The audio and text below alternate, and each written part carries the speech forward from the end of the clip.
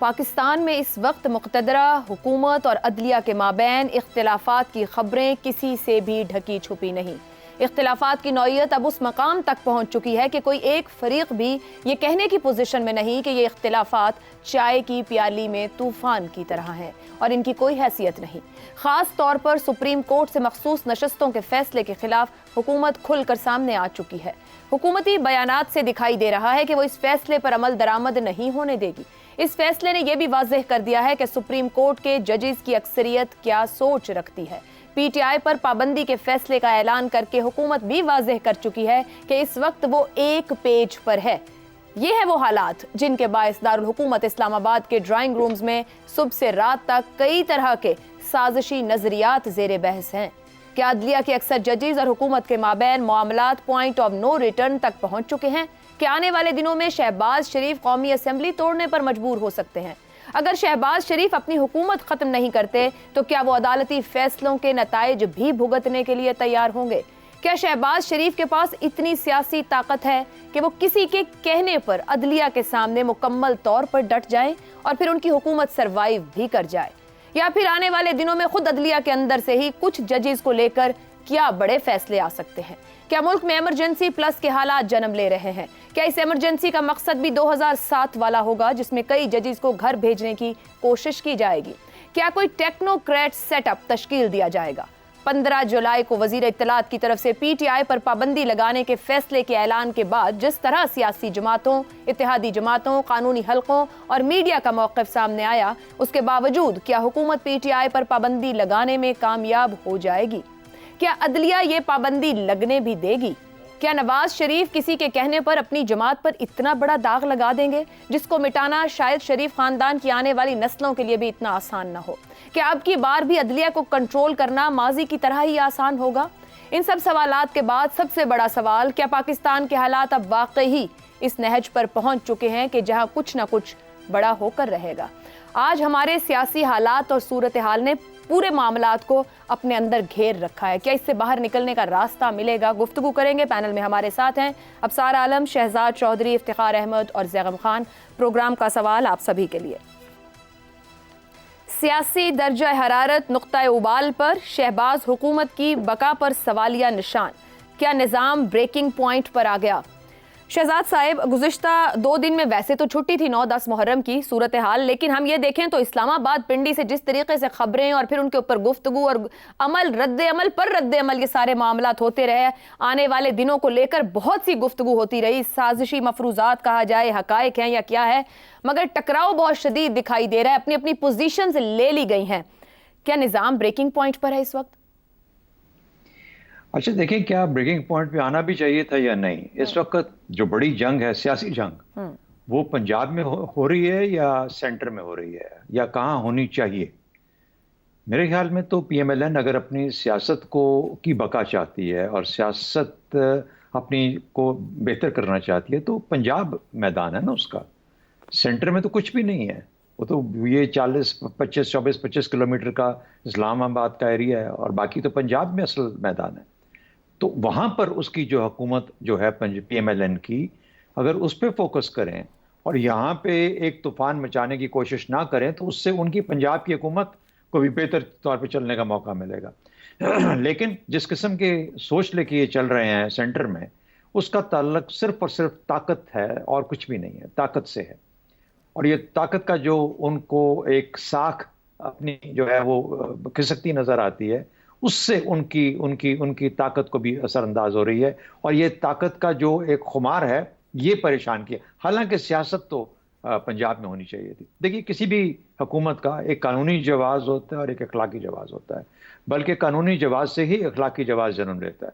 जिस इलेक्शन के ऊपर इतने सारे सवालात हों कि उसके ट्रिब्यूनल भी अभी नहीं बन पाए, उसके ऊपर कोई फैसले नहीं हो पाए, या जिस किस्म के फैसले हो रहे हैं उसके अंदर बहुत सारे सवालात उठाए जा रहे हैं, तो फिर उसका कानूनी जवाब और अखलाकी जवाब जो है उसके ऊपर सवालात आ जाते हैं और उससे साख मुतासर होती है। तो ये बुनियादी के तौर पर एक कमज़ोर हुकूमत जो अपनी बका के लिए हाथ पाँव मार रही है, इसके अलावा और इस वक्त इस हुकूमत की हैसियत कुछ नहीं है। फिर उसके बाद जिस तरह हाइब्रिड निज़ाम का ये हुकूमत खुद से एक पेज का जिक्र किया आपने, उसको हाइब्रिड कह लीजिए, एक पेज कह लीजिए, ये बड़ी आजकल एक टर्म निकल चुकी है। तो बहरहाल उसके साथ अगर अपना जवाब एक पेज बनाते हैं तो वो पेज फटने में या कटने में कोई ज़्यादा वक्त नहीं लेता। और उसकी बुनियादी जो वजह होती है वो ये होती है कि कोई हुकूमत जो है वो इस हद तक साख अपनी खराब कर ले कि उसके साथ जो लोग अटैच हैं उसमें कोलिशन पार्टनर्स भी शामिल हैं, उन सबको अपनी साख असरअंदाज होती नजर आए तो अपने आप को उससे दूर कर लेते हैं। यही हाल उस एक पेज का होगा जब अपनी साख शहजाद इस साहब, बड़े कतई तरीके से। कलामी की माजरत, जब शहबाज हुकूमत की बका की हम बात कर रहे हैं, आपने खुद कहा कि एक कमजोर हुकूमत है। क्या वो कमजोर हुकूमत जिम्मेदार है और क्या वो खुद इतने बड़े फैसले ले सकती है जहां वो खड़ी, जब वो हाइब्रिड भी है और कमजोर हुकूमत भी है? और आपने इंतखाबात की भी बात कर दी। बिल्कुल ले सकती है। इस हुकूमत से, किसी भी हुकूमत से ज्यादा ताकतवर और कुछ नहीं है।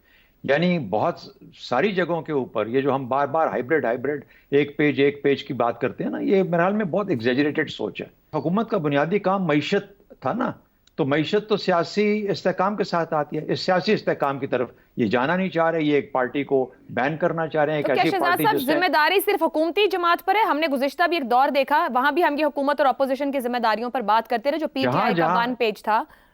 जहां जहां वन पेज होगा वहां पर यही कुछ होगा जो आपके सामने हो रहा है और जो होता आया है। मैं यही बताना चाह रहा हूं, उससे साख मुतासर होती है उन लोगों की भी जिनके नाम लेके एक वन पेज के ऊपर आते हैं। तो मुझे नहीं लगता कि ये किसी भी तरीके से कोई सियासी इस्तेहकाम चाह रहे हैं या कोई मईशत, तो दूर की बात है। सियासी इस्तेहकाम आएगा तो मईशत आएगी। एक चीज और है, पीडीएम के दौर में इन्होंने मुकदमात खत्म किए, सही, उसका फायदा हुआ पीएमएलएन को बहुत बड़े तरीके से और बाकी पार्टीज को, पोलिटिकल पार्टीज को, कुछ सिलेक्टेड पार्टीज को। इस दौर में मुझे लगता है कि ये अपनी सियासी मुखालफत खत्म करना चाह रहे हैं और यही वजह है कि आपको एक मुख्तलिफ चीजें नजर आ रही हैं जो कि सियासी मंजरनामे में आपको या किसी भी पाकिस्तानी को कुछ परेशान करती हैं कि हम इस्तेहकाम की तरफ बात बिल्कुल से नहीं जा रहे। तो ये मुझे ये इस तरह की सोच लगती है। बका इससे निकलती है या नहीं निकलती, मेरा ख्याल है उसका ताल्लुक इससे होगा कि इसकी परफॉर्मेंस मईशत के माशी मैदान में कैसी रहती है। और अगर नहीं रहती, क्योंकि जाहिर है मामलात अब बाकी जो ऑब्टेनिंग कंडीशन है वैसी नहीं है, हालात वैसे नहीं है, तो फिर किस तरीके से मईशत बेहतर होगी? तो फिर उस सूरत में सवालात पैदा हो जाएंगे। हाँ, ये भी मुमकिन है ये कहें मुखालफत खत्म कर दी, तहस नहस कर दी, आप भले एक और इलेक्शन करवा लो। ठीक, तो बहरहाल इस रास्ते पे मुझे चलते नजर आ रहे हैं। दुरुस्त। अफसार साहब, मौजूदा बहरान क्या वाकई मनतकी अंजाम की तरफ जा रहा है? अदलिया, एस्टैब्लिशमेंट, हुकूमत, सबकी सफबंदियां हैं। सियासी अदालती जंग में हाइब्रिड सिस्टम का क्या बनेगा? हाइब्रिड सिस्टम का मैं तो आपको पिछले 2 साल से कह रहा हूँ नहीं चलेगा, लेकिन यहाँ मेरी मुखालफत की गई कि चलेगा, यही चलेगा, देख लें, चल पड़ा है तो बता दें। और जहाँ तक तो ये आपके सवाल का जवाब है। कोई और सवाल है तो बताएं।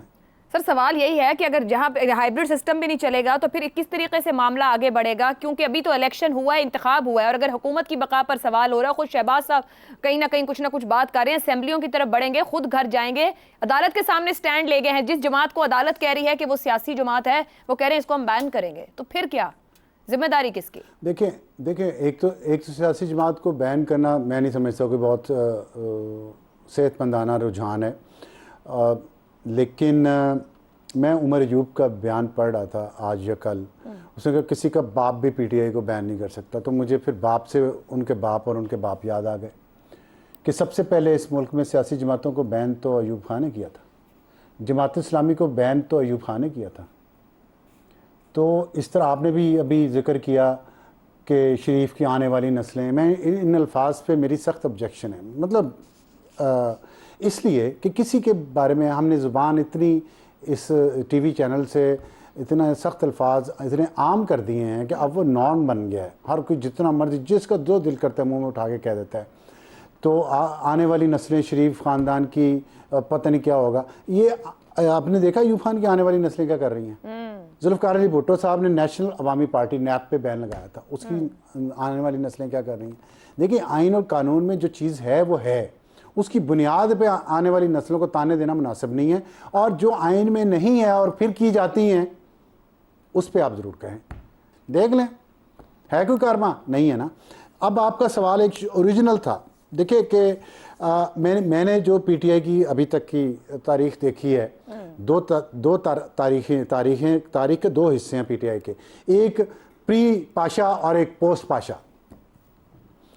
उसमें तो चलें जो भी उन्होंने किया वो ठीक रास्ते पे चल रहे। उसके बाद जो कुछ किया आज तक, मुझे एक एग्जांपल दिखा दें कि हुकूमत ने कोई काम किया हो, कोई अच्छा बुरा छोड़ दें इसको, और पीटीआई ने उसकी सपोर्ट की हो। यहां तक कि एपीएस में बच्चे कत्ल कर दिए गए सैकड़ों बेगुनाह दहशतगर्दों ने, और ये धरना दे के बैठे थे, इनकी मिन्नतें की गई कि आप उठ जाए, नहीं उठ रहे थे।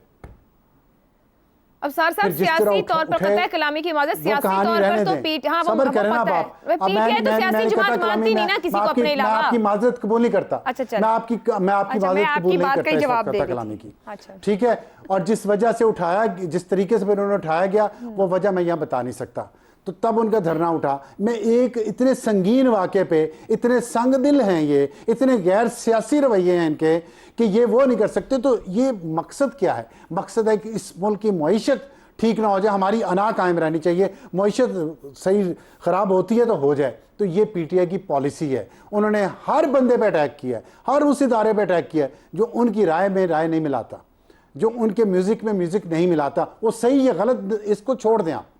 तो ये जो फैशिज्म है ना, ये हमें नजर आ रहा है 10 सालों से। जिनको नजर नहीं आ रहा, चाहे वो अदलिया में बैठे हो, चाहे एस्टेब्लिशमेंट में बैठे हो, चाहे मीडिया में बैठे हो, वो मेरा कसूर नहीं है, वो उनके विजन का कसूर है। वो खुद अपने आप से जाके सोचें कि और फैशिज्म क्या होता है। और दूसरी बात, ये झगड़ा हुकूमत का और अदलिया का तो है ही नहीं। नहीं, मैंने शुरू देखे ना, ये है मीडिया की जो ट्विस्ट होती है, स्पिन होता है। मैंने फिक्रा शुरू यहाँ से किया, मैंने फिक्रा शुरू यहाँ से किया कि ये सेहतमंदाना रुझान नहीं है। मैंने तो बात यहाँ से शुरू की है। मैं बता रहा हूँ, ये लड़ाई अदलिया की और हुकूमत की नहीं है। ठीक है, तौहीन अदालत लगानी है ना, तो अदलिया हिम्मत करे और करे इलेक्शन कमीशन पे तौहीन अदालत लगाए जिसके साथ लड़ाई है, और स्पीकर कौमी असम्बली के साथ जिसके साथ लड़ाई लगाए उस पर तौहीन अदालत। मैं भी देखता हूं कि अदलिया में कितनी जान है। खाली एक गरीब सिविलियन को पकड़ के उस पर तौहीन अदालत लगा के अपना जिस जो अपने प्यारे का मुखालिफ है, उस एमएनए को तो आप 5 साल के लिए नाअहल करार दे दें, और जो अपना प्यारा ना हो उसका जो मर्जी कहता रहे उसको आप, ये मुनासिब नहीं है, ये मुनासिब नहीं है। तो ये लड़ाई जो है ना, ये अदलिया और पार्लियामेंट के दरमियान और इलेक्शन कमीशन के दरमियान है। अदलिया को चाहिए फैसले पे अमल ना हो तो लगाएं तौहीन अदालत, मुझे कोई इस पे एतराज नहीं। ठीक हो गया जी।